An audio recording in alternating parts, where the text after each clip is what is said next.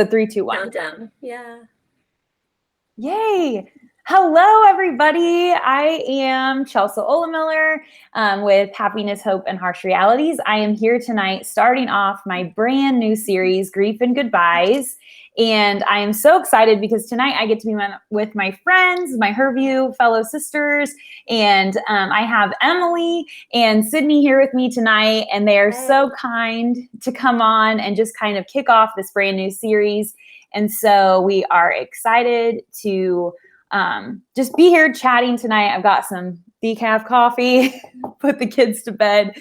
So I have Emily. She is with Playing House with Emily, and you guys are probably already following her, but if not, I will put all of their links, both Sydney's and Emily's, in the chat tonight in the comments so that you guys can follow them. Sydney is Mom in the Moment, and they are just awesome people, encouragers, uplifting sisters that I have in the writing community and just in my life. And so, Emily, you want to start and just tell us a little bit about yourself? Yeah. So I know I've been on here before and shared a little bit of our story. My grief story is child loss related, which is really what I share and what I write about on my page. Sorry for the voice. I'm losing my voice, so bear with me. Oh, you're good. So yeah, that's what I write about. So my 7-year-old son died Christmas of 2015, and I have always just felt compelled to share our story publicly because I think that grief is such an important conversation to have. And I think that there's so much stigma around child loss. And I think being able to give voice to that, I always felt like that space had a lot of voices from a miscarriage, infant loss standpoint. And so being able to bring kind of a different perspective, and I think any voices in the grief space is so needed. Absolutely. So yeah, that's really my focus. Yep. And Emily's writing is just very beautiful, and she is just extremely vulnerable in sharing her story, and her words just always are so helpful to everybody that follows her writing. And I'm constantly sharing it with people that I know that unfortunately end up finding themselves in that same situation. And so, again, I will put her stuff down at the bottom. Sydney's a little bit different because her page is a lot of just beautiful, beautiful storytelling through not grief, but motherhood and just all the joys and the raw moments and everything. And her writing is just beautiful. But I know you have a little bit of a grief story too.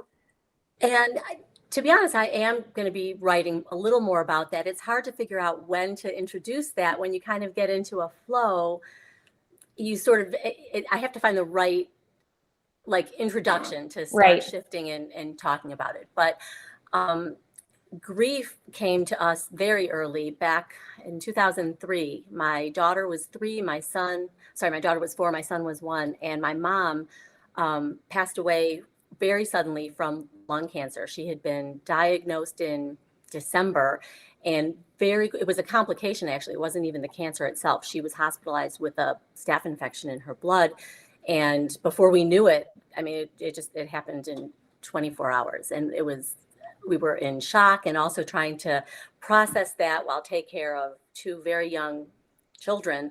I think they were probably what got me through everything, because I really focused so much on them and I don't think I really processed and thought about what that meant for our lives until probably years later. I think it really was, it was something that sort of unfolded and maybe is even still unfolding, I think, as I start to connect with people like you, Chelsea, and other people whose stories I read. It brings out emotions that I hadn't really ever taken a deep dive into. Yeah. And that's kind of like what writing was for me, because my mom was only 57. And to me, that's young. I'm in my 30s. And so I didn't have anybody around me, luckily, that could relate, because you don't want anybody to know your pain. But also you do. And so when I looked around and I saw that, nobody was really talking about it, and I didn't want to talk to my family because I knew they were grieving. And so I just started writing because I had to get it out and I had to figure it all out. And to this day, I'm still shocked and honored, but it's bittersweet that people read my work and say, oh my gosh, I feel that same thing. And, thank you for writing this. Every time somebody says thank you for writing something, I'm just like, oh, I hope you know how much it was for my heart as much as it was for yours, because it was just my way of releasing all the things that, you find yourself carrying with grief. So I will ask you guys, do you feel now that we're in the summer months, where there's a lot more activity in Indiana, we can get out more, it's beautiful out. So do you find yourself doing better in this season of life, or, do you feel like you guys have a season that is better for you? Because I will be honest, for me, summer is better mentally for a while, but my mom passed on July 3rd, right before my favorite holiday, which was July 4th. And so now I just especially this week, we're getting ready for her anniversary of her death. And I just find myself in this sorrow-filled place, no matter if it's beautiful out, no matter if it's nice. And, I just wondered, how do you guys process that? And is there seasons that you feel are better or worse, or what are your thoughts on that? Well, I'll jump in only because my mom passed away on July 5th. So I totally feel you with the 4th of July. And yes, I mean, I remember details of what we were doing and how everything happened. And so it's a bittersweet holiday every year. I mean, and it's ever since way back then. So I would say for me, I mean, after that, summer generally is uplifting, but I find spring to be my most uplifting, because for me, spring itself is like a time of rebirth in the world, and everything feels fresh. And so that's something I think I take inside, and I always feel happier and lighter in the spring. Yeah. Emily, do you agree? And there's something about being in nature, right? When you can be out and have that connection, it really sort of helps rejuvenate you a little bit and make you feel a little bit more connected. Yes. Yeah, absolutely. That's the way I am too, with the water. I just love being on the water, by the water. I eventually, my goal, even though my husband doesn't like the goal, but I want to boat so that we can do, more water sports and things like that, because it is my happy place, and it is a place where I find peace and comfort. And also, I forgot to share, but anybody that's watching, if you guys have questions, for Sydney, for Emily, for myself, make sure to put them in the chat, because we are checking that. And if you have anything that you want us to talk about, or a topic or anything, just go ahead and put it in the chat so that we know you're here and we can answer any, any questions or things that you might have for us. So, So I think I've said this before, but we all met through Her View from Home. And so if you guys aren't following Her View, you need to do that, just because it's full of unique voices and unique stories. And it's just such a great place. So I'm so glad that I met you guys and that we've been able to connect in that way. So I will say, obviously you don't want to have grief in your life, and this isn't something that I would choose, but there have been beautiful blessings. Obviously the two of you are that and our whole grief writing community online that we share. But what are some other blessings that you've found in the midst of pain and just kind of on your journey that you didn't expect, or that, came? I'll jump in and do this one first. So I think for me personally, when you experience a loss like this, it sort of breaks you open.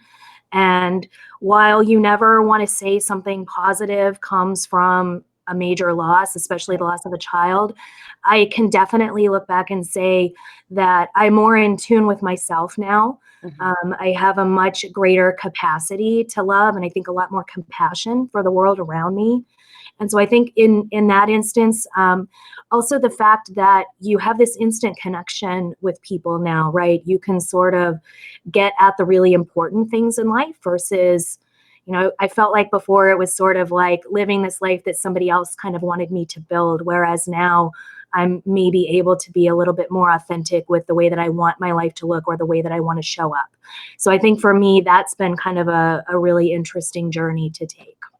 Yes. Yeah. And I love that you said, you're absolutely right in that, it's not like this journey that we're on is positive, and that great things have come from it. Because that's exactly true. It's not in that way. but our lives have been shifted. So, we've been transformed in completely new ways. I mean, I talk about all the time, I'm a completely different person, and I'm sure each of you are as well. And it's both absolutely awful and also beautiful in other ways, but ways that I obviously would have rather been. We would give it up in a second, right? Yes. Go back and have, a different story. Yes, absolutely. And so, so what do you think, Sydney? Well, two things. First of all, the year after my mom passed away, we lost my father-in-law to a sudden heart attack. So we had, in a very short amount of time, half the grandparents of our young kids who were probably most involved, taken from us. So two things. The first thing that it did was it forced my husband and I think, to parent in a much more intentional, present way, because we felt like, our kid, you always want your children to have as much love around them as possible. And while the other family members and those other two remaining grandparents they gave everything that they had to give, there was still, a huge hole. And so we really, I think, elevated what we did and how much we gave. The other thing, which was really, I think I probably hadn't expected, was it really opened me up from a spiritual standpoint to connecting and thinking about things I hadn't thought of before. I have a journal with probably close to 100 dream visits I had with my mom. I don't know if you guys have experienced dream visits. Yes, mine are usually not dreams, more of nightmares, unfortunately, but I'm hopeful that they'll shift. I so hope that they do, because, and Emily, I'm not sure if are yours positive dreams? But I've only had a couple, and so there haven't been a lot. I get a lot of signs, and I definitely believe our relationships continue. So yes. Well, these dreams were incredible and very, to me, my faith level was taken up huge, because I just knew she was with me and is with me. And I'm actually, I have a children's book, a very young children's book in the works to kind of build off of what we did with our kids back then. We kind of let them know that even though their grandparents weren't here with them, that they were still near them, they were proud of them, they loved them, and that they could connect with them just by thinking of them and by sending thoughts to them. And so we kind of positioned it as like their heaven phone, the way they could. Oh, that's beautiful. So, and it really helped them to this day. I mean, my kids are college age now, but to this day, I think they really think that they are connected. Absolutely. I have a friend from home, and it's a family friend, like a group of people that my parents used to be friends with. And so I kind of babysat them, and they lost their father probably a year ago, I think. And so the grandmother that's here still, she, I think the little girl is maybe 2 or 3, probably 3. But she finds little pennies, and there's always little letters, and it's like letters from heaven. And it's funny what the sun is doing right now. I know. I feel like it's a sign. Like, we're talking about signs. Like, that's beautiful the way it's coming in. Yeah, that's crazy. Especially because it's 8 p.m. But yeah, hi Mom, if that's you. Right? Yeah. So bright. Yeah. Yes. And it's just funny that we're talking about signs and this happened. But yeah, she finds these little the letters from heaven, and it's always from her, grandpa or papa or whatever she calls him. And every time she posts about it, I think there's like one a month or something, but it's just the most beautiful way that he checks in with her. And he says, that he's looking in after her. And I can't even imagine. I would love to check in with her like in 10 years and just see how that really impacted the relationship. Because like Emily said, the relationship is continuing. Yes. And I love that she said that, because I wasn't like that at first. I'll be really honest. It took a long time for me to get back in my faith. I kind of went through an angry phase and a confused phase. But now I will say that my faith is as strong as it's ever been. And it just took a while, but I love their little letters from heaven and the little pennies that she finds, because I just think that the way people are finding to have this creative grief and love relationships show up, it's just beautiful. And I always love seeing it. So, yeah. But Lorraine is here. She said, hi, ladies. So hi, Lorraine. Hi. She said she would like for us to touch on her husband has both of her parents, and at times I feel so jealous because he still has his mom. Oh, yes. Yep. I think I'll let the ladies speak. I've written a lot about this. Actually, I was surprised. Jealousy was something that, like, fear, both of those hit me hard. And I thought, why am I upset that I'm seeing this mom and daughter together? So jealousy is so normal, but how have you guys experienced that? It happened for me, but mine is mother-son relationships. So like when I see moms with their boys, that's where I kind of have that same jealousy. And it's not even so much like, I joke that like, I hate you, but like, I don't hate you. Like it's a beautiful reminder of what I'm missing. And so like it hits right here. But I think definitely it's totally normal to have those feelings and to feel jealous or envious of somebody else's relationship that you no longer have. It just puts it right in your face that you've got this gap. Right. And I always say, it's not, I don't want you not to have it. I just want to have it. Yes. And so I always try to explain, because sometimes jealousy is that, like, I just want what you have. And it's like, I still want you to have that, but I also want to have it too. And so it's just really hard, you know. And I think now it'll be 4 years on July 3rd. And I think I've shifted my jealousy to be less of that stinging jealous. And it's more of just, I get tearful and I'm just like, I'm so happy for you. Yeah. And it hurts. Yes. I'm happy for you, but my happiness for you hurts. That's kind of where I am now, if that makes sense. What do you think about the jealousy, Sydney?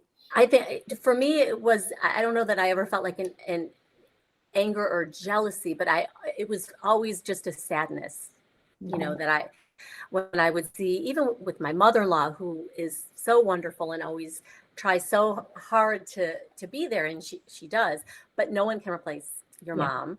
And then seeing friends with their moms, instead of a jealousy, it's more of a reminding me of what I'm missing, and then also what my kids are missing out on, because seeing other kids with their grandparents and how those relationships grow and develop as the kids grow, and, you know, knowing that they just, you know, will never have that. So it's just sad. Yeah. Hey, Lauren, you're joining us. Hey. Can you? Hi, Lauren. Hey. Sorry, I'm a mess today. Oh, I was you're like trying to make dinner, and then the notification came up, and I was like, "Oh my gosh, I don't have to leave for like another 40 minutes." So I'm here for a little bit. So everyone, my friend Lauren Flake's joining us, and you guys have probably seen her. I share her stuff a lot. So she's going to join us for the rest of our chat. So yay, I'm glad you could make it. We were just kind of talking about jealousy. And so I think Lorraine was talking about if jealousy was kind of normal. And now Liz has said she agrees. She's kind of in that mad and angry phase. It's been 2.5 years, 3 years since her grandma passed. She's had, it seems, Liz, you've got a lot of stuff going on. So yeah, I just think it's normal for everybody to feel it. And I think what the difference with jealousy is that everybody, and you guys can tell me if you agree with this, but I feel like everybody thinks grief is just this sadness. And I told my friend the other day, she's like, well, what is grief if it's not sadness? And I said, it's a million things. It's anger, it's frustration, it's anxiety, it's jealousy, it's whatever, name an emotion. And that's what it is. It's this speech bubble that has a million things beside it. It's not one thing ever, you know? And so, yeah, it's just jealousy and all of, you know, the regrets and confusion and all of that. And so I don't know if you guys agree with that, but I feel like it's always shocking to me when people say, oh, well, grief is just, you know, really sad or heartbroken. And I'm like, well, yes, but it's also a bajillion other things. Yeah, and I think it stays with us. Like most people think that it kind of ends, and I don't think that it ever really ends. I think it's one of those things we carry with us. We integrate it into who we are, and we have to figure out how to process that. But I look at grief as kind of an evolving thing. Like early on, my grief was a lot of anger and hatred and sadness, like you said, every emotion. And now I feel like it's shifted into more of this beautiful expression of love. So it's really funny how it can go from something that's so negative in a way to something that you sort of feel honored to carry. Oh, wow. That's beautiful. You should write about that. You feel honored to carry it. Yeah. I'm going to write that down. I mean, that's such a good way to put it, is that, I wouldn't want it to be done. I wouldn't want it to be gone. Like, I want to always carry this with me in some way. Yes. It just evolves. Yeah. And, I saw you guys probably saw this too, because we follow a lot of the same people, but, you've seen the diagram where it's like a square and the ball's really big at first and then the ball gets smaller. Well, I liked that one. But then this last week, I saw one shared that was how it feels to carry grief. And at first, it's this big, heavy backpack that you can barely carry. It's got bricks in it. It's so heavy. And then it kind of goes to like a little bag where you have to carry it, and it takes some effort, but not as much. And then it's like a purse, like a strap purse that's littler. And so you're still carrying grief. It's just the way you're carrying it. And it's still heavy, but you just learn how to carry it better, I think. And so I thought that was genius, because it was a great way to explain it to somebody who's new, fresh in grief, or somebody that is lucky and doesn't know grief yet. Yeah. So I saw a similar play on that was, it talked about, it's kind of the same concept with the balls. And instead of the ball getting smaller, your container got bigger. So it was like you would sort of grow, and then, you would carry it in a much different way. So it's kind of that same idea, but looking at your capacity to carry it maybe is much bigger. Yeah. And I love that. I do. Because I do feel like it stays the same. It's the same size. It's just different. Sometimes it's like a brick, and sometimes it's like a pillow. It's not quite as heavy, but it's the same size. It's the same thing. So yeah, I like that. So, but yeah, I think that the grief stays the same and we change. I mean, going with that illustration, I think it's so it's been 8 years. This month is 8 years. Actually, this week is 8 years since my mom died. Oh my God, we're all like the same. Yeah, how are you guys all same day? Sydney's July 5th. I'm July 3rd. My best friend's dad, his death day was like 2 days before Father's Day, which I didn't even realize until I brought up my mom's coming up. But I don't know what it is about this month. Yeah. What's your mom's date? June 22nd, which is funny because my brother's birthday is June 30th and my birthday is April 22nd. So we kind of figured she went for both of our, combined our birthdays there. Wow. Yep. But I don't, on the grief as sadness, somebody commented on one of my posts recently about that grief is not the same as mourning. And I think societally we see grief as equivalent to mourning, whereas mourning is like, to me, like that initial, we're wearing all black and very public, and that's when the funeral is, and it's like mourning is the more public initial stages of grief, I guess. Yep. And then there's like the real work that we have to do on our own, because the world sort of forgets about us and thinks we're done because we're not publicly mourning, right? So we should just move on. So it's over. Right. Yep. And that's I think you said it beautifully too, friend. You said, grief is the work we have to do on our own, when we have to keep on going and carrying on. And you're absolutely right, because it is, we've all talked about this before too, is everybody shows up right at the beginning and they give you food and they give you support and they're all there. But then, it dwindles off, and it's so hard after it dwindles off, and nobody asks for help, but that's when you need it. You need a 6-month check-in and a year check-in and a 1.5-year check-in and a bunch in between, because those are the times where, you're really figuring it out. Those first few weeks, you're not even in your head. You're not even comprehending what is happening. You're busy making choices. You're busy putting on, a face and plans for other people. You're busy, deciding things. You aren't grieving yet at all. I think you're still in an adrenaline rush too, a lot of times. Right. Yeah. Yeah. It's when life gets back to normal and you're trying to go about your regular life. That's when you start to really, I think, feel and process what's happened and how it affects you, and not just how it affects other people. Like we spent months worrying about my dad and trying to, make sure he was okay and check in with him. And I think when you're worrying about other people, you're not necessarily focused on what you're feeling so much. You're, more seeing it through how it impacts them. And so for me, it would be either late at night when I was trying to sleep, or, maybe weeks would go by and then all of a sudden something would trigger how I thought about what I went through and how it affected me. Right. Well, and there's so many of those you don't expect, right? Where things just pop up and like out of nowhere, things go sideways and you're like, where did this come from? And then you realize it's all of that stuff that you're just sort of processing and trying to figure out how to move forward. Right. And I think I'm reading some comments from Missy and Lisa and some people in the chat, and a couple of them are mentioning anger or a little bit of, confusion and sadness with other relationships or things like that. But I think also what helped me, and I want your guys' opinions on this, but I really had to find out that I had to sit with every emotion that came, even if I was embarrassed of it, even if nobody was going to understand, because anger and jealousy are not, emotions that you're like, I'm really angry today, or I'm really, really jealous of you. Those aren't things that people are like willingly talking about. And so at first I shoved them down and I tried to think, no, I'm not angry.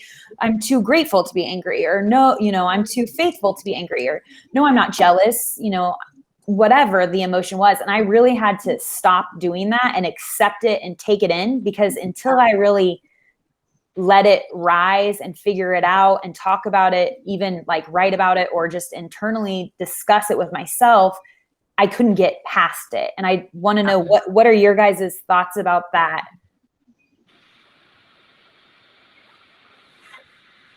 Nobody was. I will totally. So like as a grief coach, like I do grief coaching as well. And this is one of those things, right, where you have to look inside yourself. You have to be able to acknowledge whatever's coming up. And there's some really ugly things that come up in grief. And I think that I noticed it not only in the emotions that I was feeling, but in like how I would react in the world, how I would engage with the world. And like I would notice all these things spilling out, and it impacted relationships. And so I think there's a lot of work that comes out of that, and a lot of destruction. And it's really hard to acknowledge that. I used to imagine like if I could take a baseball bat to my life and just destroy everything on the outside so that people would look at me and see as destroyed as I felt on the inside. Yes. And like those are things that you don't ever want to tell people that you're thinking, because they think you've kind of gone off the deep end, or that you're crazy, or whatever. But I think those are important things to allow yourself to feel and acknowledge, because until you acknowledge them, you can't process them. Right. Absolutely. And just like you said, you're a grief coach, and don't be afraid to seek a grief coach or a counselor or a therapist or, a friend that you're checking in with all the time. There is no shame in that. I mean, I went to counseling. I fully believe in counseling.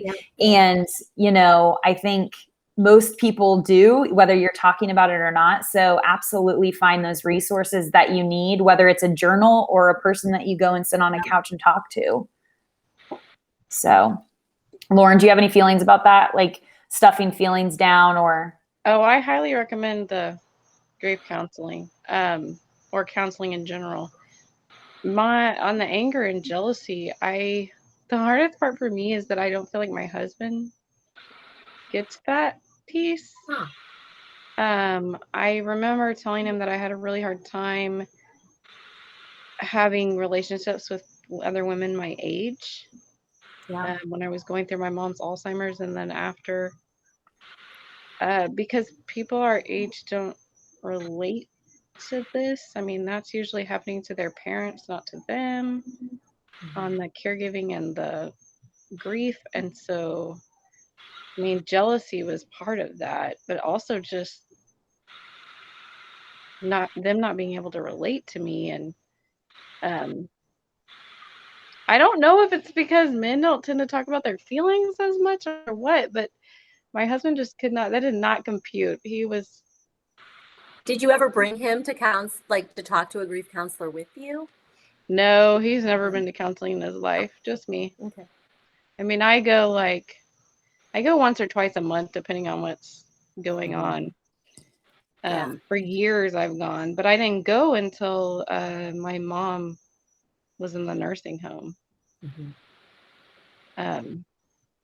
Yeah, I mean, that's been huge though, just having somebody that like is fluent in grief. Yeah. Because you're not going to, a lot of my best friends now have lost parents young. And so we sort of share that, but that's evolved over time. And a lot of times it's like, oh, well, no wonder we're friends. Like, I don't necessarily know that when we first relate to one another.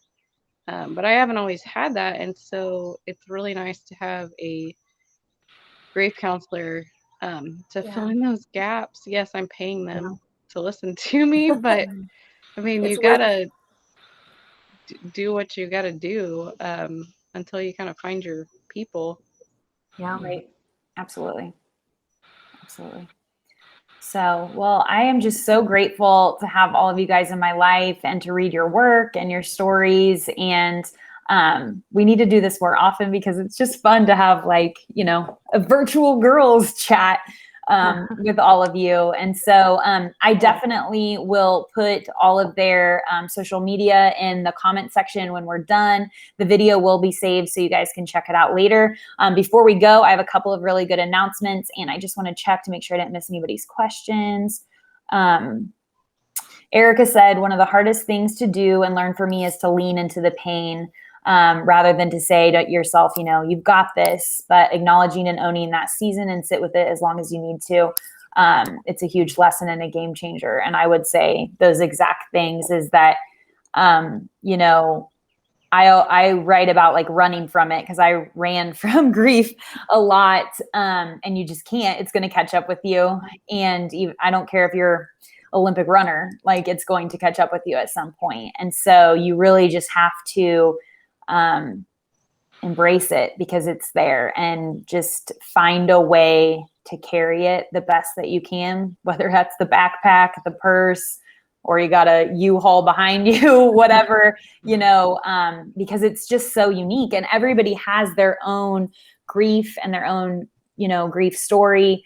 But I will say that my grief has helped me. I've always been a real big feelings person and I feel things so much deeper for people, probably in an unhealthy way for my mental state. But I don't know if you guys are like that. Do you guys feel like you just feel things so deeply now? Yes.